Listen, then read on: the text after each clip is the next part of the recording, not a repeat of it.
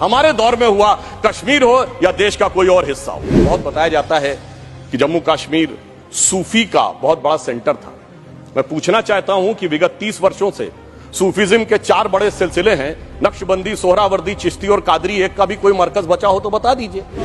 कि मुस्लिम समाज के लिए सबसे मुकद्दस मस्जिद हजरत बल पे नवंबर 1993 में आतंकवादियों ने कब्जा कर लिया था, ये वो भी दौर था, मगर इसके बावजूद किसी को उस दौर में खराबी नजर नहीं आती थी।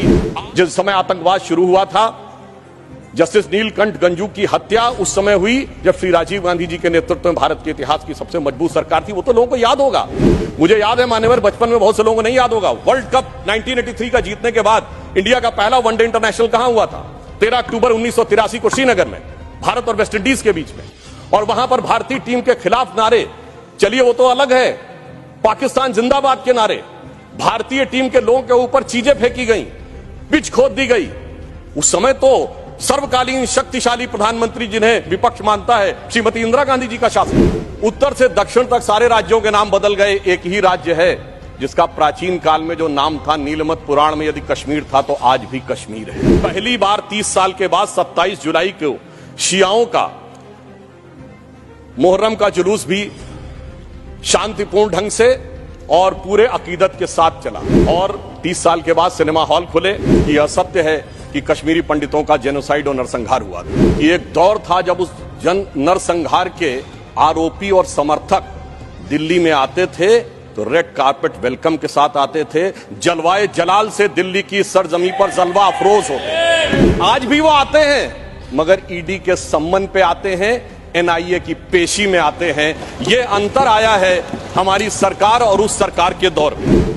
महोदय, मैं एक बात याद दिलाना चाहता हूं, मैं लखनऊ का रहने वाला हूं। वहां भी मैंने बचपन में हिंदू मुस्लिम कॉन्फ्लिक्ट नहीं सुना था, शिया सुन्नी कॉन्फ्लिक्ट सुने थे। इनकी सरकार के समय में शियाओं का जुलूस, मदे साहबा का जुलूस रोक दिया गया था।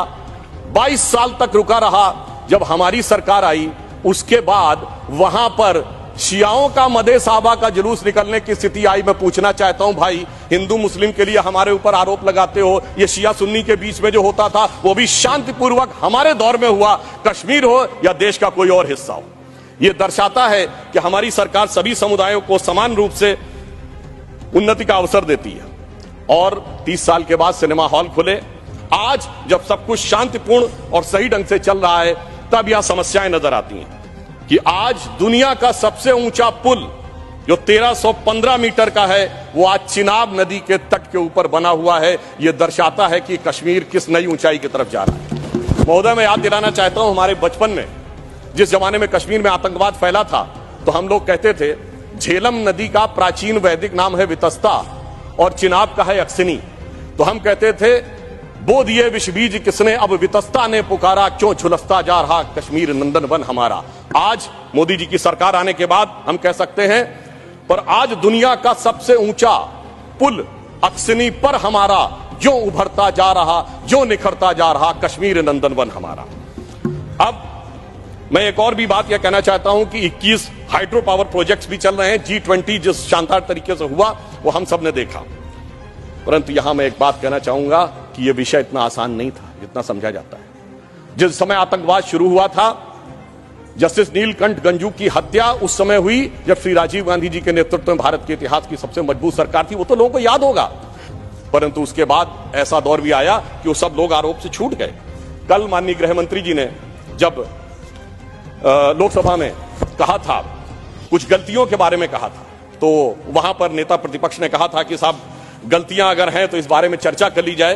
तो मैं सिर्फ यह बताना चाहता हूं कि अगर गलतियों की बात होगी तो बहुत सी ऐसी गलतियां हैं जिन्हें विशेष रूप से ध्यान रखने की आज आवश्यकता है।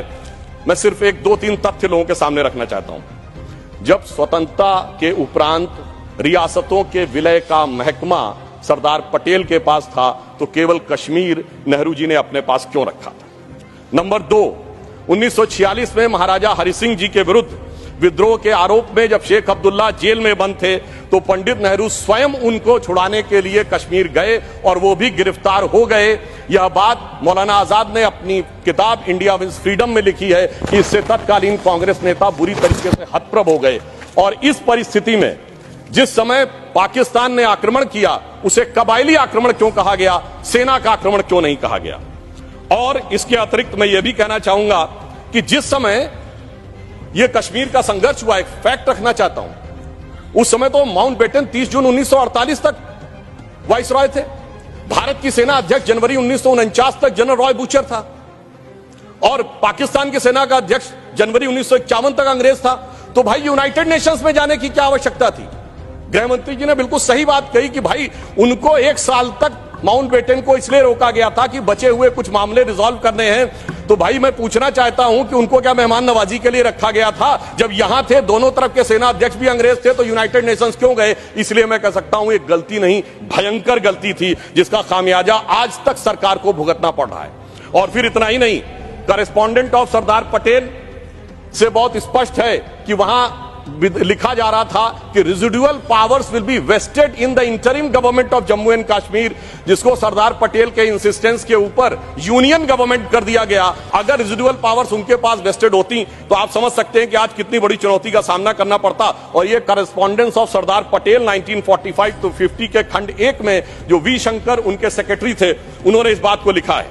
अब मैं एक बात और ध्यान देना चाहता हूं कि प्रथम लोकसभा में कश्मीरी पुनर्वास के कैबिनेट मंत्री अजीत प्रसाद जैन जी ने अपनी किताब कश्मीर व्हाट रियली हैपेंड में लिखा है कि the draft was approved by Sheikh and his colleagues and then passed by the Congress party. ये मैं नहीं कह रहा हूं, उनकी सरकार के कैबिनेट मिनिस्टर कह रहे थे। और इसमें अंत में एक और व्यक्ति का उद्धृत करना चाहता हूं जो भारत के मुख्य न्यायाधीश रहे, जस्टिस मेहर चंद महाजन, जो कि उस समय कश्मीर रियासत के प्रधानमंत्री थे। उन्होंने आकर कहा कि 24 अक्टूबर 1947 को वो पत्र लेकर आ गए थे, परंतु उसके बावजूद 2 दिन तक सिर्फ इसलिए मामला अटका रहा। ये मैं नहीं कह रहा हूं, जस्टिस महाजन ने अपनी किताब लुकिंग बैक में लिखा है, क्योंकि नेहरू जी की यह शर्त थी कि शेख अब्दुल्ला का पहले स्थान तय हो जाए नई सत्ता में, इसके उपरांत ही कश्मीर के विलय का प्रस्ताव होगा। वो सारी बातें आपको पता हो गई कि जब उस समय उन्होंने कहा था कि हम जाकर कराची चले जाएंगे यदि हिंदुओं की रक्षा की गारंटी श्रीनगर में फंसे हुए लोगों की ली जाए। इसलिए मैं कहना चाहता हूं इसके लिए एक दिन नहीं, एक सत्र भी कमजोर पड़ जाएगा। और आज अगर आप देखें कि अंतर देखिए, एक उधर का कश्मीर और एक इधर का कश्मीर। एक इधर का कश्मीर है जहां पर टेक्नोलॉजी में, जहां पर की कल्चर में उन्नति हो रही है, जहां विकास हो रहा है, G20 किया जा रहा है। और एक उधर का कश्मीर है, यहां हमारा सबसे ऊंचा पुल है और वहां बड़े बड़े आतंकवादी संगठनों के साथ उधर के कश्मीर के लोग बैठे हुए हैं। इसलिए मैं ये भी कहना चाहता हूं कि इन 75 वर्षों के बाद जो कुछ भी बदलाव आया है वो इस सीमा तक आया है कि मैं सिर्फ ये कहना चाहूंगा कि जो मोदी जी ने हिम्मत दिखाई उसकी वजह से आज ये बदलाव आया, जिसे एक पंक्ति में कहना चाहूंगा कि दर्द की रात गई, गम के जमाने भी गए और मोदी जी की हिम्मत से कई दाग पुराने भी गए।